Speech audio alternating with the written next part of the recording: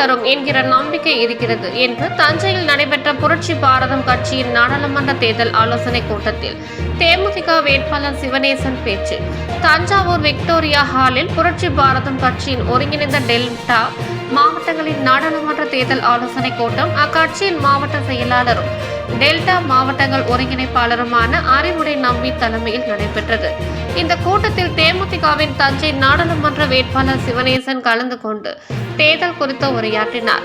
அப்போது உழைப்பு ஜெயிக்கும் என்ற சரித்திரம் அமையும் என்கிற நம்பிக்கை இருக்கிறது. நாளுக்கு நாள் நாம் முன்னேற்ற பாதையில் தான் இருக்கிறோம். 2 லட்சம் வாக்குகள் வித்தியாசத்தில் வெற்றி பெறும் வேட்பாளர்கள் பட்டியலில் நாமும் இருக்கிறோம். நம்பிக்கையுடன் உழையுங்கள். நான் உங்கள் உற்ற நண்பனாக இருப்பேன். 2006 தேர்தலில் நான் பெற்ற தோல்வி இப்போது வெற்றியாக அமையும் என்றும் கூறினார். இந்த ஆலோசனை கூட்டத்தில் திருச்சி, தஞ்சாவூர், நாகப்பட்டினம், திருவாரூர், மயிலாடுதுறை, அரியலூர் மற்றும் புதுக்கோட்டை மாவட்டங்களை சேர்ந்த புரட்சி பாரதம் கட்சியின் பொறுப்பாளர்கள் கலந்து கொண்டனர். இந்த கட்சியை பொறுத்த வரைக்கும் நீங்களாம் நல்லபடியாக எனக்கு உழைத்து நம்ம உழைப்பு மட்டுமே நம்ம நம்பி போகிறோம். அதுதான் நம்மள்ட்ட இருக்குது.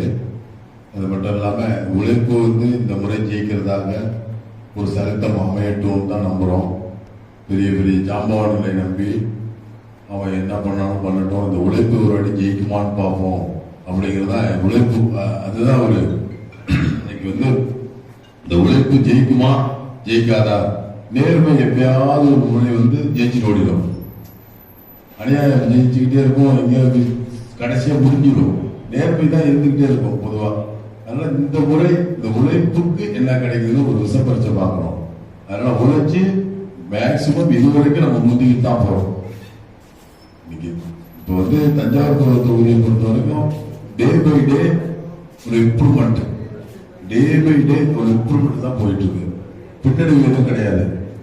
நாங்கள் விசாரித்த வரைக்கும் சென்னையிலேருந்து ரிப்போர்ட் இருக்கு, போலீஸ் ரிப்போர்ட்லேருந்து பத்திரிகையாளர்களோட கேளுங்க. நம்ம டே பை டே போயிட்டு இருக்கு. 2 லட்சம் வாக்குகள் வித்தியாசத்தை வெற்றி பெற மாதிரி பிரசாந்த் கிஷோர் அவங்க ஒரு வெளியிட்டிருக்காங்க தம்பி. ஆமாம், அதில் ஒரு 2 லட்சம் வாக்குகள் வித்தியாசத்தை ஜெயிக்கிற தொகுதியில் நாங்கள் இருக்கிறோம் தஞ்சாவூர்.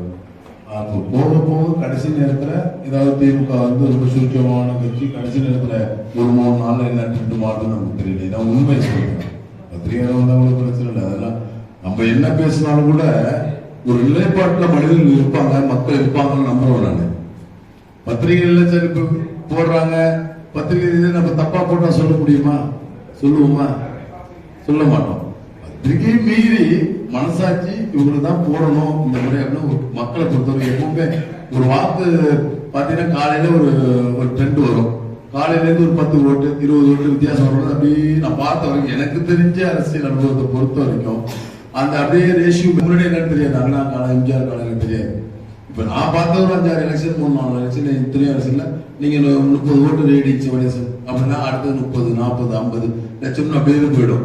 திருப்பி விவசாயம் போகாது. அதே மாதிரி அது அப்படின்னா என்ன அர்த்தம்? இந்த மனநிலை ஜெயிக்க வைக்கிற மக்கள் பொதுமக்கள் ஓட்டு போடுறாங்க. திமுகவுக்கு ஓட்டு இருக்கும், வங்கியிருக்கோம்.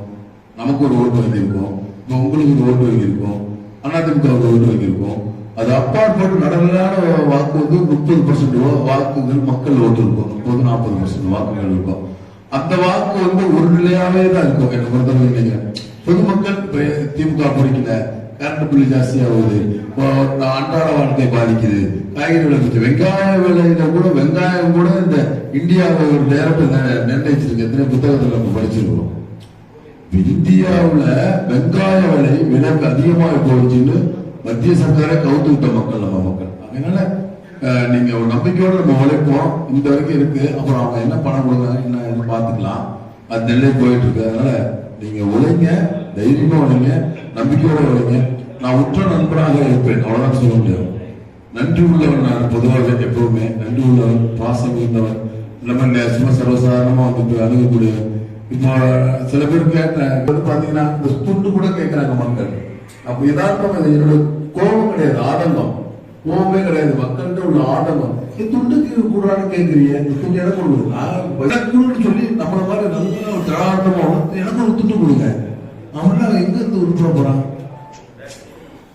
என்னை பத்தி ஏதாவது சொல்லி நான் கவலைப்பட மாட்டேன். பசங்க ஒண்ணு சொல்லுவாங்க, பேசி முடிச்சுட்டு நான் முடிக்க மாட்டேன். என் மனசுல என்ன போடுதோ அதை பேசுறது தான் வேலை. ஆமா, அவன் துண்டுக்கு போய் நிக்கிறானே ஒரு இளைஞன், ஒரு 10 பேரை போடுறான், இந்த இந்தியாவை மாத்திட்டாருன்னு சொல்லி விவேகானந்தர் சொன்னாரு. அந்த இளைஞன் வந்து ஒரு துண்டுக்கு நிக்கிறான், கோவம், என்னடா துண்டுக்கு போய் எதிர்பார்க்கிற, திடீர்னு காரில் இருந்து எடுத்துக்கோ, வயசான மக்களுக்கு நான் கொடுக்குறேன், அதை போய் எழுத கொடுக்க வர்றான். இந்த 2 துண்டை போடுறேன், மீண்டும் ஒரு துண்டு கேட்கறான். வாழ்க்கையில நீ உழைக்கவும் மாட்டேன், உழைக்க மாட்டேன்னு சொல்லிட்டு, ஏன்னா அவன் ஓட்டு போடுறான், போராடி போறான், அதை எனக்கு அவ்வளவு. அதனால அவன் கெட்டு போறான்னு கஷ்டமா இருக்கு. அந்த ஆனந்தம் கோபம் இல்லை. அதனால உழைப்பு என்னைக்காவது நாள் ஜெயிக்கும் நம்பிட்டு தான் இருக்கும். இந்த வாட்டி ஜெயிக்கும். ஒரு ஓட்டு இல்லை. நீங்க வந்து பண்ணா ஒரு 10 பேர் உட்காந்துருக்காங்க, 10 பேருக்காக இது ஒரு பையன் உட்காந்துருக்காங்க. இந்த 6 ரூபாய் கேட்கறப்ப பார்த்தா ஒரு 50 ஓட்டு, 50 ஓட்டு காசு இல்லாம 50 ரூபாய் வந்து மாபெரும் வெற்றி. 7447 வாக்குகள் வந்து நான் பெற்றேன். நம்ம இந்த 2006 எலெக்ஷன்ல நம்ம ஒண்ணு தேடிட்டு போறோம், அது ஒண்ணு நடக்குது. நான் என்ன பண்ணேன், ஃபுல்லா கிராமங்கள் தானே விஜயகாந்த் இருக்காரு. விஜயகாந்த் கிராமத்துக்கு பூரா போய் செலவு பண்ணி அழைஞ்சிக்கிட்டு என்னால முடிஞ்சது அங்க செஞ்சுக்கிட்டு இருக்கேன். என்னடான்னு பார்த்தா மொத்தத்துக்கு 63 பஞ்சாயத்துல 1500 ஓட்டு விழுது.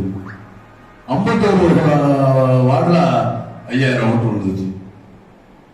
6000 ஓட்டு வச்சு பார்த்தா 7500 ஓட்டு விழுது. ஒரு 2 ஓட்டு முன்ன பண்ணாச்சு. அப்ப நம்ம அங்க தேடுறோம், இங்க விழுது. என்ன காரணம், பள்ளிப்பாடிக்கு தம்பி போய் இப்ப என் பசங்களை பூரா மடக்கி மாத்திட்டாப்ல. நான் காசு விட்ட முடியுமா? நான் எப்படி தோக்கிறது தெரிஞ்சா அந்த கடைசி நினைக்கிறேன். அந்த தோல்விதான் வெற்றி. இன்னைக்கு அன்றைய தோல்வி இன்றைய வெற்றி. அப்ப அந்த தோல்வியை பயந்துக்கிட்டு மறுபடியும் சம்பாதிக்காம உழைக்காம படுத்துக்கிட்டா இந்த இடத்துக்கு வந்துக்க முடியாது. அதனால இதையும் எதிர்பார்க்காமல் நம்ம உழைச்சு, நம்ம என்ன சொல்றேன்னா, ஒரு 50 வயசுக்குள்ள உள்ளவங்க சொல்றேன், 50 வயசுக்கு மேல உள்ளவங்க எதிர்பார்க்கணும். இல்லாம எதிர்பார்க்கறாங்க. ஓடி முடியாது, சம்பாதிக்க முடியுமா? அவங்க தப்பு கிடையாது. 30 வயசு வரைக்கும் உழைச்சு சாப்பிட்டு வாழ நிறுத்தி வாழ்றவன் தான் ஒரு இளைஞர். அதனால நம்ம வந்து ஏதோ பண்றாங்க, அது வேற. அதனால நம்ம நீங்க ஒவ்வொரு ஓட்டும் நீங்க சாதாரண கட்சி எதுக்குறாரு தோற்று சொல்றா, ஒரு சின்ன கட்சி அப்புறம் மதிக்க மாட்டான். என் வேலை அதல்ல. அந்த சின்ன கட்சியை பெரிய கட்சி ஆக்கடா என்ன, நம்ம உழைச்சா என்ன? இப்போ ஒரு பெரிய மாபெரும் அதிமுக கட்சி ஒரு 15 கோடியை வந்து மாபெரும் கொடியை காமிக்கிறாங்க. அப்ப எடப்பாடி அதே மாதிரி ஜெயலலிதா வரும்போது அம்மா அவர்களுக்கு காமிச்சோம். இப்ப நம்மளும் இருக்கணும் காப்பி போயிட்டு ஒரு ஆசை இல்லை. தேசிய முற்போக்கு இருக்கணும் காப்பி. அது மாதிரி நீங்க காமிச்சா என்ன, ஒரு 10 கோடியை காமிக்கிறாங்க. நம்ம நீங்க வீட்டுல உட்கார்ந்து நீங்க கூட்ட போட்டு இருந்தோம்னா இந்நேரம் போய் ரெடி பண்ணி ஒரு 10 கோடியை காமிச்சா அப்போ உங்க கட்சி தலைமைக்கு பேர் வாங்கணும், தலைவருக்கு பேர் எடுத்துக்கணும். முதல்ல நீங்க தலைவருக்கு பேர் எடுத்துக்கணும், தலைவருக்கு நம்பிக்கையா இருக்கணும். நம்ம வந்து எந்த காலத்திலயும் விலை போக கூடாது. விலை போகாம இருந்ததான் எம்பி இன்னைக்கு அது ஜெயிச்சுட்டு நான் சொல்றேன். அதனால இந்த மாதிரி அந்த கூட்டத்துல பாருங்க, அந்த கூட்டத்துல உங்க கூட்ட கொடியை காமிங்க. ஒரு 10 பேர் பெரிய கொடியை காமிச்சுன்னா அங்க இருந்து எடப்பாடி பார்த்துருவாரு. பரவாயில்லையா, அவங்க கூப்பிட்டு பேசணும். ஒரு மாடுகள் கூப்பிட்டு பேசியா நம்ம ஏதாவது செஞ்சாதான் அந்த மரியாதை நம்ம எதிர்பார்க்க முடியும். அந்த நம்பிக்கையோட உங்களுடைய நண்பராக யதார்த்தமா அரசியல்வாதியா இல்லாம இது கூட்டத்தில் உங்கள்கிட்ட பேசுங்க. தப்பு தான், எது தவறுனா பணம் வைக்கப்படாது. நன்றி, வணக்கம். ஒரு சித்திரத்தில் வாழ்க்கை.